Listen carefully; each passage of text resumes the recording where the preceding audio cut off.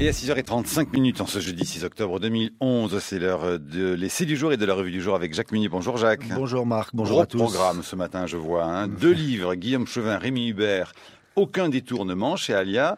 Alain Junion, Le devenir Debord aux éditions Ligne, chez Ligne. Mais vous commencez par Guillaume Chauvin et Rémi Hubert. Ceci n'est pas un essai, Marc, mais un étrange objet. Aucun détournement, il faut le lire évidemment en détaché. Détour, aucun détour ne ment.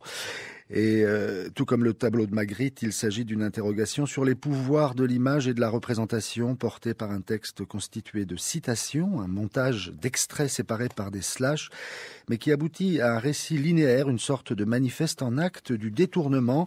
La liste des auteurs cités qu'on peut trouver en fin de volume couvre plus de 4 pages d'une typographie serrée, une accumulation loufoque et complètement hétéroclite, où l'on trouve Alfred Jarry, Alain Bachung, le Comité Invisible, mais aussi Adolf Hitler ou Saddam Hussein, Louis Kuttner, Noam Chomsky, Reiser, Magritte, Wikipédia ou Guy Debord. La référence à Guy Debord s'impose d'ailleurs dès le titre qu'on peut lire comme le texte dans sa continuité. Aucun détournement, c'est-à-dire là aussi, ceci n'est pas un détournement, nous y reviendrons. Les auteurs Guillaume Chauvin et Rémi Hubert, respectivement nés en 1987 et 1985, c'est pour ça, ajoute la notice laconique du rabat de la couverture, sont de jeunes anciens étudiants de l'École des Arts Décoratifs de Strasbourg qui s'étaient fait remarquer en remportant le Grand Prix Paris Match 2009 qui récompense un reportage réalisé par des aspirants photographes. Le titre du reportage, Étudiants, tendance précaire, une série sur la misère en milieu étudiant avec le poids des mots, le choc des photos. Un jeune qui dort dans sa voiture, une jeune fille qui se prostitue pour payer ses études et la légende qui va avec.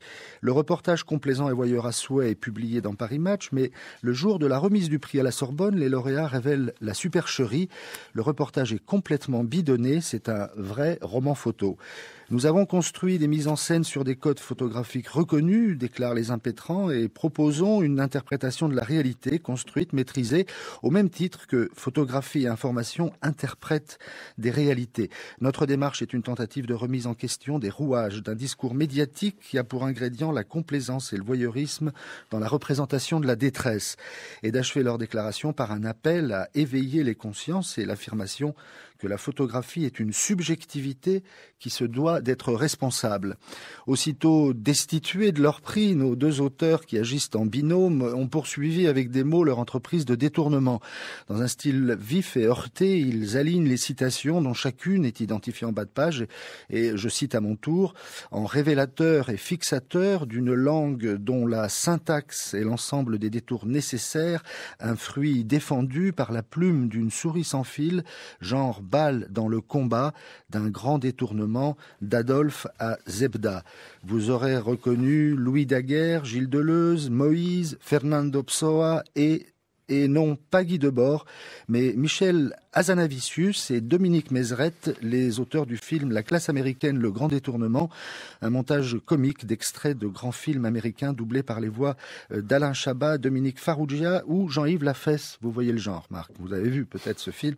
Là aussi, la référence à la théorie du détournement est patente. Alors, nous allons rendre à César ce qui appartient à Guy Debord. C'est dans la livraison de mai 1956 de la célèbre revue des surréalistes belges, Les Lèvres nues, que paraît sous la signature de Guy-Ernest Debord et Gilles Volman, le texte intitulé « Mode d'emploi du détournement ».